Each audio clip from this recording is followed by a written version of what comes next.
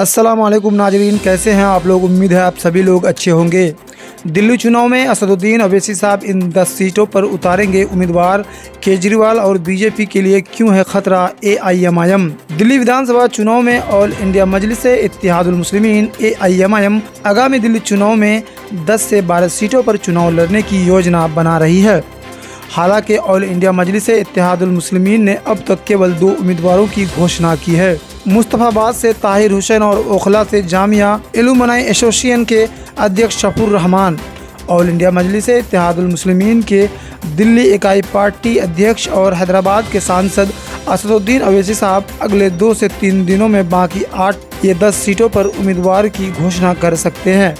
All India मजलिस इत्तेहादुल मुस्लिमीन के सूत्रों के मुताबिक दिल्ली इकाई बाबरपुर, बल्ली मरांग, चांदनी चौक, ओखला, जंगपुरा, सदर बाजार, मटिया महल, कारवां नगर और सीलमपुर से चुनाव लड़ने की इच्छुक है।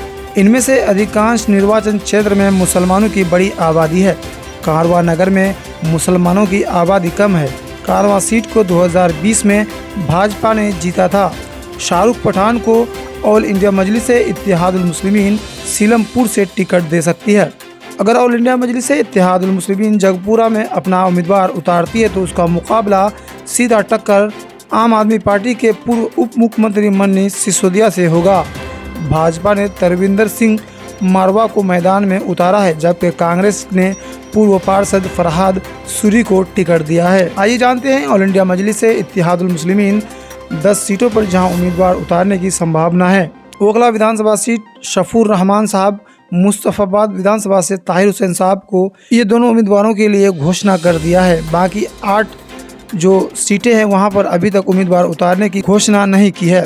सीलमपुर विधानसभा सीट, बाबरपुर विधानसभा सीट, मटिया महल विधानसभा सीट, बल्ली मारान विधानसभा सीट, चांदनी चौक विधानसभा सीट, सदर बाजार विधानसभा सीट, जंगपुरा विधानसभा सीट, सीमापुरी विधानसभा सीट। ऑल इंडिया मजलिस इत्तेहादुल मुस्लिमीन के दिल्ली इकाई के अध्यक्ष शोएब जमाई ने कहा कि पार्टी के पास किंग मेकर बनने की गुंजाइश है। उन्होंने आगे कहा कि पार्टी किसी भी पार्टी का समर्थन करेगी जो भाजपा को हराएगी और भविष्य में भी उसे हरा सकती है। ऑल इंडिया मजलिस इत्तेहादुल मुस्लिमीन AIMIM पार्टी ने उत्तर पूर्वी दिल्ली और मुस्लिम बहुल निर्वाचन क्षेत्रों के कुछ वार्डों से नगर निगम चुनाव लड़ा था। असदुद्दीन अवैसी साहब ने राष्ट्रीय राजधानी में प्रचार किया था, लेकिन पार्टी को कोई सफलता नहीं मिली थी।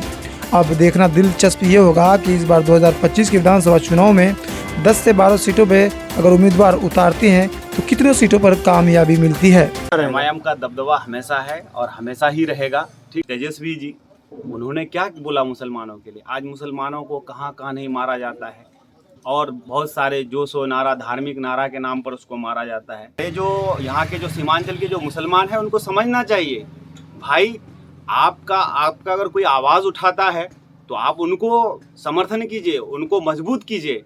आप मजबूत किस तरह से होंगे? आप लड़कर मजबूती नहीं हो सकते हैं। आप उनको पहुंचाइए लड़ने के लिए। आप चुनिए किसी को कि मेरा आवाज़ बनकर मेरी लड़ाई को पार्लियामेंट में लड़े और सरकार से आँख से आँख मिलाकर लड़े। इस वक्त मौजूद है कमाल अमरोही साहब, जो कि AIMIM के बहुत ही कद्दावर और मेहनती एक जुझारू कार्यकर्ता है।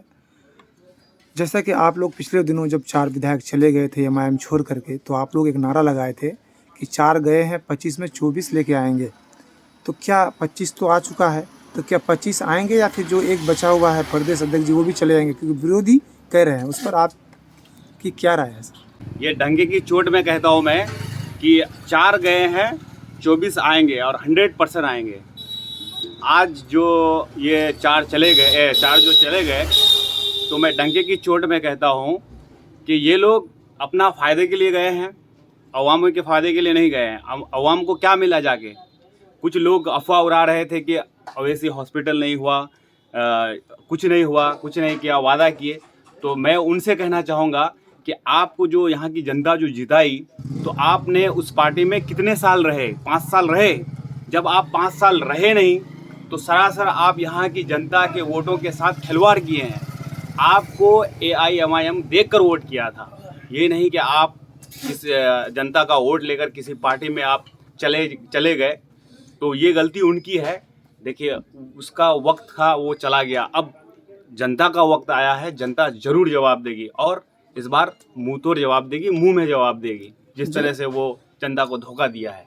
जिस तरह से कोषाध्यक्ष अभी खाली है और अख्तर ईमान साहब जो सदर साहब हैं एमआईएम के, वो अमोर से विधायक है, तो बहुत सारे लोगों का कहना है कि वो इस बार कोषाध्यक्ष से लड़ें। तो आप लोगों का क्या राय है, क्या बातें चल मेरी रही भी है? दिली ख्वाहिश है कि अख्तर ईमान साहब कोषाध्यक्ष से लड़े, क्योंकि जिस तरह से अकेले वो अमोर को हिला के रखा है, अमोर में जितना विकास हुआ है, काश अगर अख्तर ईमान साहब हमारे कोषाध्यक्ष से अगर जीतते। आज देखिए सोशल मीडिया के माध्यम से सभी को ये चीज़ मालूम है कि जो काम इतना दिन से फंसा हुआ था, आप ये खाड़ी बसोल वो पुल जो इतना बड़ा एस्टिमेट था, उसको उन्होंने उसका काम चालू किया। अगर हमारे कोषाध्यक्ष से होते, जो काम हमारा कोषाध्यक्ष में फंसा हुआ था, वो काम को बिल्कुल निकालते अख्तर ईमान साहब। हालांकि उनकी सरकार नहीं है, उनका ज़्यादा संख्या नहीं है, जो संख्या भी था वो भी चले गए दूसरे पार्टी में। तो यही है कि मेरी भी दिली ख्वाहिश है कि अख्तर ईमान साहब कोषाध्यक्ष से इस बार लड़ेंगे तो बेहतर रहेगा। आपको पता है कि अख्तर ईमान साहब विपक्ष में रहकर अकेला शेर की तरह दहाड़ कर जो काम लेके आया अपना क्षेत्र में, उतना जो सरकार में जो है वो विधायक नहीं कर पाया है। तो जी मैं तो कह रहा हूँ कि अख्तर ईमान साहब अगर कोषाध्यक्ष से जीतते तो हम लोगों को ज़्यादा फायदा होता। ये अमोर के जनताओं का ये खुशनसीबी है कि उनको अख्तर ईमान जैसे विधायक मिला। हम लोगों की बदनसीबी है कि हमारा विधायक जो है दूसरे पार्टी में चले गए। तो जनता के साथ जो धोखा किया है, तो अब जनता उनको जवाब देगी। वक्त आ रहा है, सब वक्त का इंतज़ार कर रहे हैं। जैसे 4 चले गए थे, तो अगर वो वापस ही आना चाहें, कमबैक करना चाहेंगे पार्टी में, जी तो क्या आप लोग मौका देंगे? भाई देखिए, जो 2 साल सही से रह नहीं पाया पार्टी में, अब वो अगर इस पार्टी में आएंगे तो लोग कैसे विश्वास कर सकते हैं, बताइए। फिर ये डिसीजन तो है वैसे भी पार्टी के जो सुप्रीमो हैं, जो बड़े अधिकारी हैं, उनका खैर हाँ, ये वो सवाल भी मेरा हाँ। आपसे करना ही गलत है। ये बड़े लोग ही तय करेंगे, डिसाइड करेंगे। जो पार्टी के जिम्मेदार है वो जी, बेहतर कह सकते हैं क्या जी। करेंगे नहीं करेंगे। तो वैसे अगर चारों जो चले गए हैं उस पर इस बार का एमआईएम का दबदबा रहेगा या जो चार बिल्कुल हैं उन्हीं का रहेगा? एमआईएम का दबदबा हमेशा है और हमेशा ही रहेगा, ठीक है।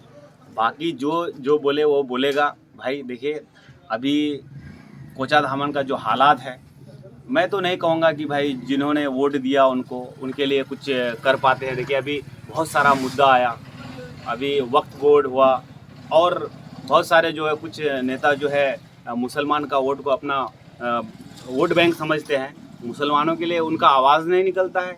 आप देखिए एक बड़े पार्टी का जो अध्यक्ष है तेजस्वी जी, उन्होंने क्या बोला मुसलमानों के लिए। आज मुसलमानों को कहाँ कहाँ नहीं मारा जाता है और बहुत सारे जो सो नारा, धार्मिक नारा के नाम पर उसको मारा जाता है।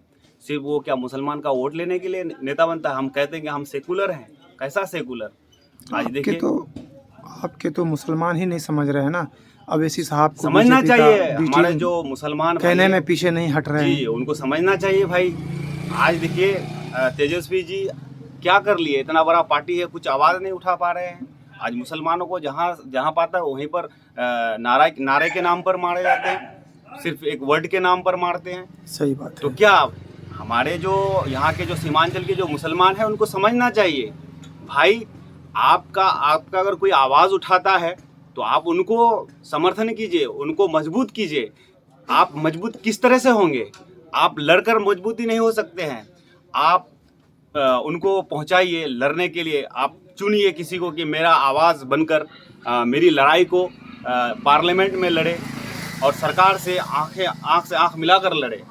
तो उस तरह से हम कैसे मजबूत होंगे? जब तक कोई हमारा रहनुमा नहीं होगा, हमारी आवाज़ को नहीं उठाएगा, तब तक हम घर में बैठे किसी से नहीं लड़ सकते। आखिरी सवाल कमाल अमरोही साहब, आप एक युवा हैं, इससे पहले भी आप एमआईएम के लिए बहुत कार्य किए हैं, बहुत युवाओं को जोड़े हैं, तो 25 के लिए अभी कैसा काम चल रहा है? 25 के लिए बिल्कुल तन मन से मेरा समर्थन रहेगा एआईएमआईएम को। और इस वीडियो के माध्यम से आपको मैं बताना चाहूँगा, हमारे जितने भी सीमांचल के युवा हैं, कि भाई हमने जितना भी जो कुछ भी कर लिया, अब जो है सबको भूल जाइए और एक अपना पार्टी अपना वोट होना चाहिए इस बार।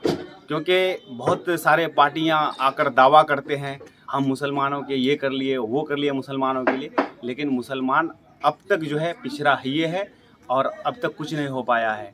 अब जो है हमारे सभी युवा भाइयों को समझना चाहिए भाई कि इस बार आप सभी AIMIM को वोट कीजिए। बहुत अच्छी बात कही आपने, अपने माध्यम से आपने युवाओं को एक संदेश दिया। चलो बहुत बहुत शुक्रिया आपका, दिल की गहराइयों से कमाल अमरोही साहब।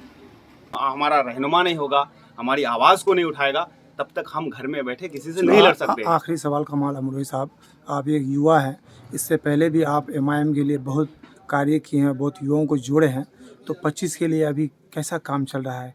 25 के लिए बिल्कुल तन मन से मेरा समर्थन रहेगा AIMIM को। और इस वीडियो के माध्यम से आपको मैं बताना चाहूँगा, हमारे जितने भी सीमांचल के युवा हैं, कि भाई हमने जितना भी जो कुछ भी कर लिया, अब जो है सबको भूल जाइए और एक अपना पार्टी अपना वोट होना चाहिए इस बार।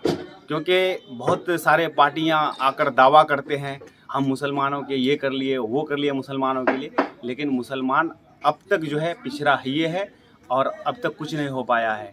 अब जो है हमारे सभी युवा भाइयों को समझना चाहिए भाई कि इस बार आप सभी AIMIM को वोट कीजिए। बहुत अच्छी बात कही आपने, अपने माध्यम से आपने युवाओं को एक संदेश दिया। चलो बहुत बहुत शुक्रिया आपका, दिल की गहराइयों से कमाल अमरोही साहब।